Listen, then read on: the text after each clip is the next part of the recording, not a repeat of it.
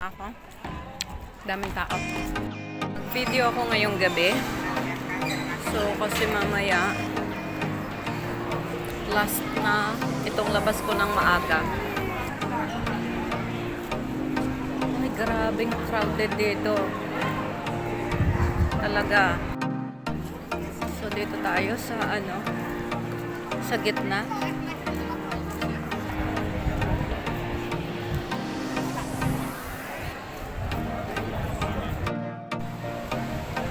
Ganda dito.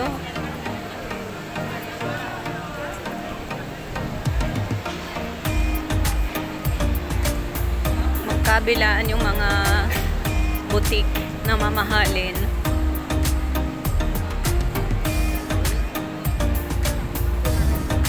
Dahil hindi naman shopping ang ating pinunta dito, so hanggang video tayo at punuin.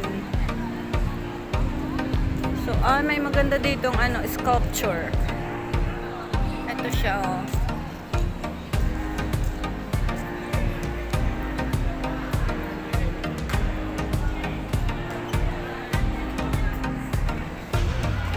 Ay, grabe.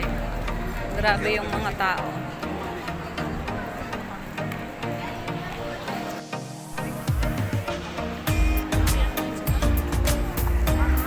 Isipin nyo na guys kung ano yung mga kasuotan nila pag summer. Yan. Kita ang mga balat.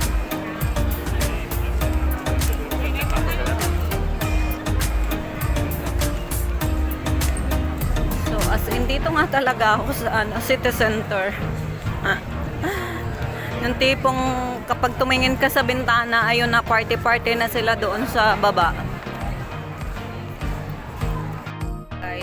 Dito yung mga lolo. Lolo, iba-ibang lahi. Naglalaban sila ng chess. Oh my, yung bata. Galing. Galing yung bata. So, may timer sila. Ayun. Lino nila. Nanalo yung batang lalaki.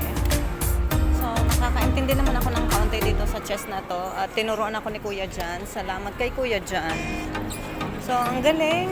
Parang, alam nyo yun, nakaka-sharp ng utak katulad kong lugaw. Wala, nakakatuwa. Nakakatuwang manood. Pag ako doon, isang move lang talo na. Guys, ang ganda ng Malaga. Doon sa mga kapwa ko, ka-OFW na naandyan sa Madrid. Ayan. So, magbakasyon kung mayroong time, may budget. So, pwede naman yung mga travel budget na katulad ko. So, ang galing.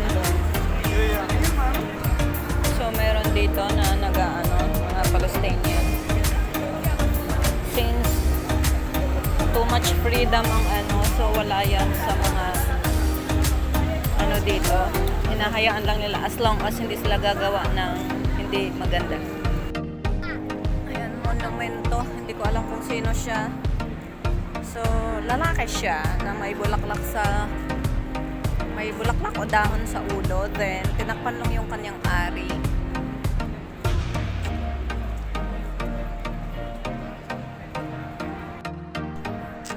Hindi mo nga naman alam kung saan ang galing itong mga turistang to.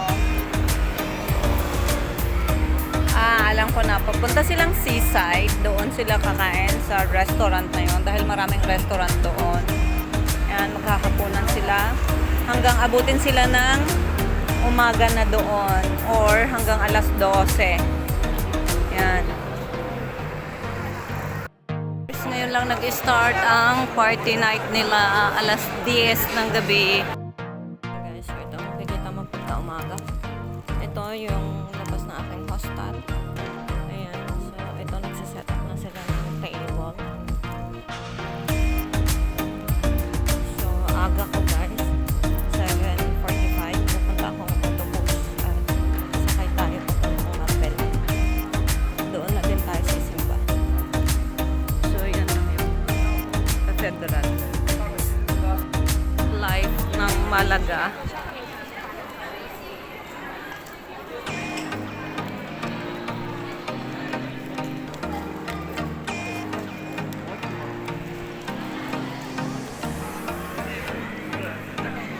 Pinipilahan itong Elados na to, itong ice cream na to, Casamira. So, alas 10 pa lang. Wala pa gaanong mga tao. Kakaunti pa. So, punta tayong metro. So, ito yung itong daan na to, yung busiest street dito kapag gabi. Daming tao.